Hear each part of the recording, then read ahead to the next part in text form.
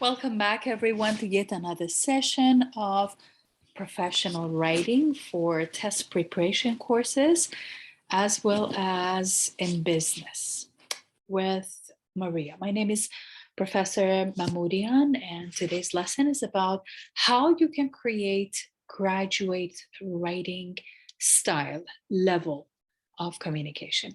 In case of writing in a proper style, you need to realize what exactly the style means and how exactly you can adjust the style in your communication in writing.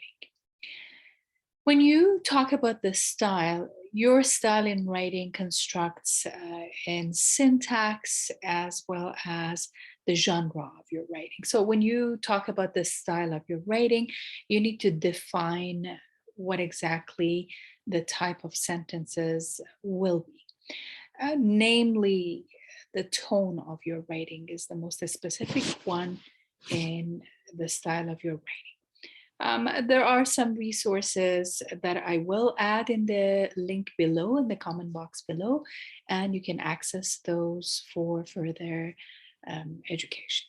When you create a better style of your writing, you definitely open many opportunities and doors to your future of your profession.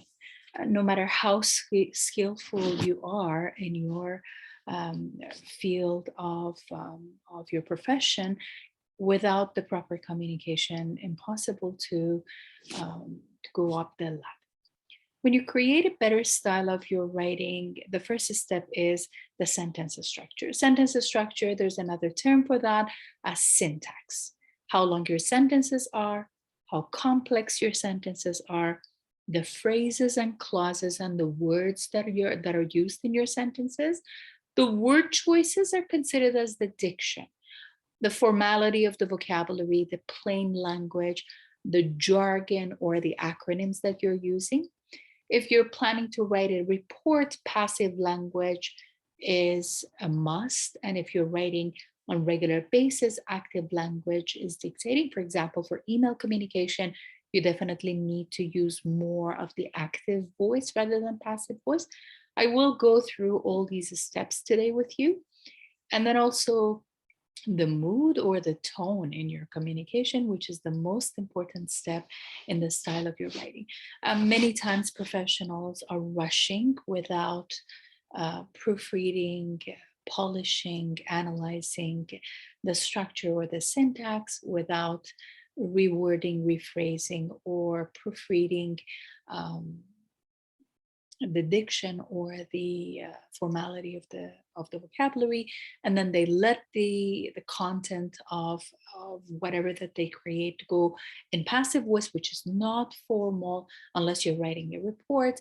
The verb tenses might have some errors, and the tone, which is mostly the important step. When I mention like the sentence structure, I am trying to explain few different steps with you. This video definitely is a longer version of the video, but it is definitely helping you in fixing the style of your communication, either in presentation or in your writing.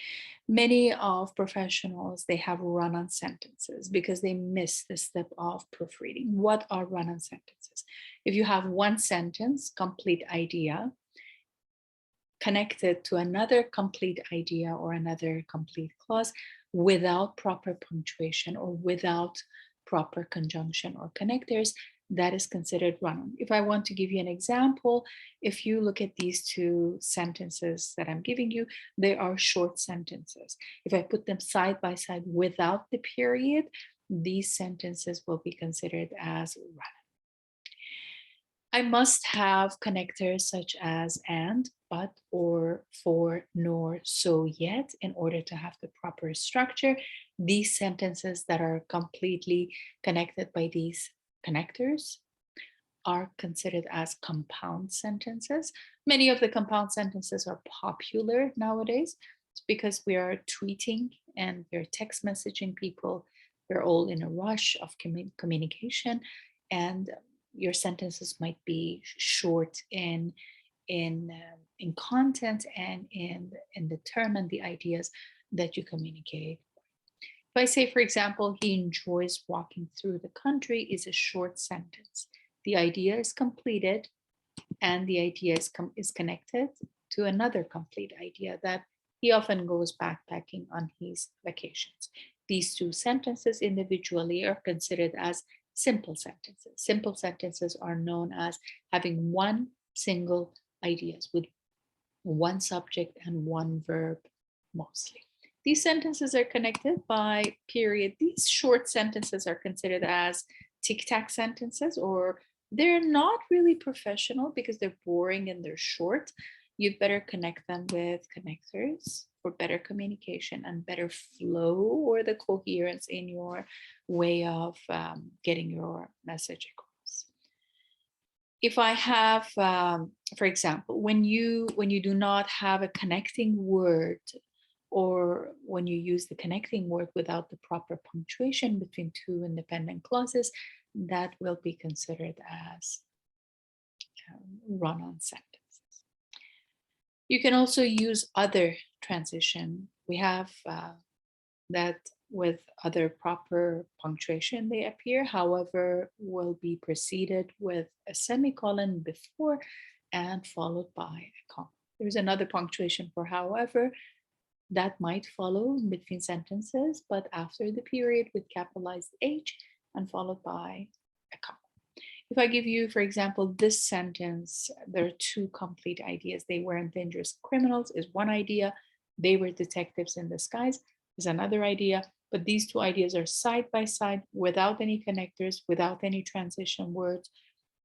These two sentences or two ideas will be considered as run-on sentences. So run-on sentences are far too common mistakes that happen because we are rushing and we're forgetting editing, proofreading, and polishing our last version of writing. So I will definitely share the link of this practice exercise in the comment box below. More than welcome to take advantage of that to improve your structure of your writing. Going back to the style of your writing. The second step of the style of your writing is word choices and the diction. Your word choices, when you communicate, you must have in professional communication, you must have the formal language. Formality of the content is dictated by the formal grammatical structure as well as formal vocabulary. Avoid jargons, avoid plain language. In terms of the diction and the proper vocabulary that you need to have, avoid boring and difficult words. Some students and some professionals think that if they can impress the audience by some unknown words, they might be considered as intelligent. Avoid complications and avoid complicated words because nowadays we tweet, nowadays communication should be simple with the clear flow, specifically considering diversity and inclusion, that we are globally communicating with different groups of people from different backgrounds. Maybe they speak multiple different languages. So keep the communication easy that everybody will understand, but keep the structure professional. Select your vocabulary carefully, avoid redundancy. So the diction is the second step that is important to consider.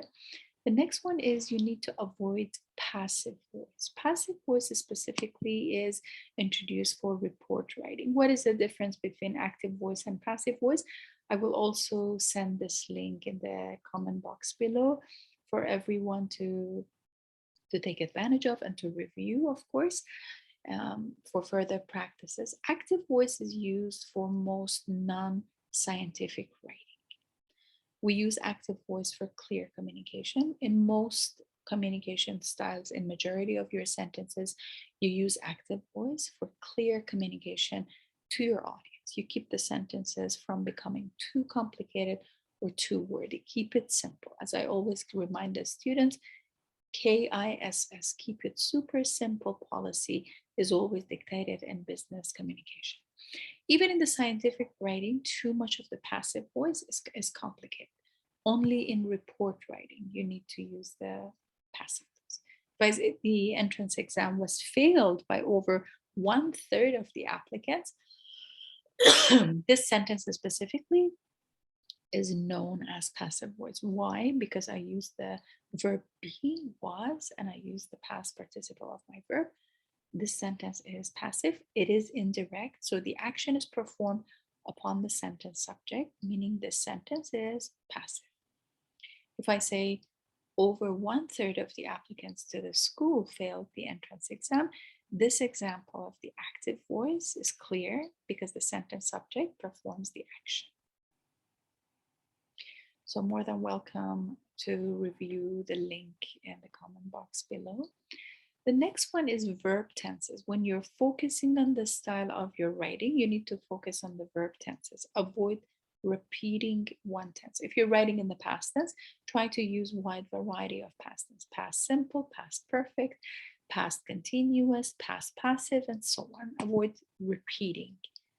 Redundant verb tenses will make your writing dull and not very professional. If you use simple present, if you're talking about the present, that's fine.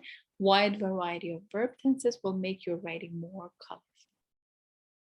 You can review the verb tenses in my other videos that I post and the link below that I post. So the style will dictate to have wide variety of those verb tenses. In English, we have 12 different verb tenses, and many of them are used in different occasions. One of my favorite steps of adjusting the style of your writing is tone and the mood. And the audience, of course. Without knowing who the audience is, I cannot adjust the tone. If I'm communicating with a group of non-professionals who are not really highly educated, I need to be aware of not using technical terms. I need to keep my language really simple and keep the communication clear and concise and direct to the point. If the group of the audience are, for example, a group of professors at university that I'm lecturing to as a presentation, then I need to upscale my way of communication with sophisticated vocabulary and try to approach it in a different sense. So the tone of your speech is extremely important. Either your communication is in presentation, your verbal communication, or your communication will be given in writing. So audience refers to who will be reading your work or who will listen to your presentation. Check the tone, make sure that you keep it formal, always polite, make sure that you check the vocabulary that you're using, avoid lack of formality, avoid technical terms, and the mood is referring to something that the author persona, the aspects of the personality. So you don't want your personality to come across as someone non-formal unless you're communicating with a group of people that you are acquainted with. For example, a group of your friends or family members and so on, that would be a different story. So mood refers to the overall atmosphere or the feeling of a piece of writing that you have. Make sure that you select the group of the audience before you check them. If the audience are considered as a higher level in education, you can keep the mood in more difficult and so on. If I'm giving the lecture, for example, to a group of high school students, it's completely different in tone than the university or college level students. The link to this page as well will be given in the chat box below. Thank you for watching. See you all next time.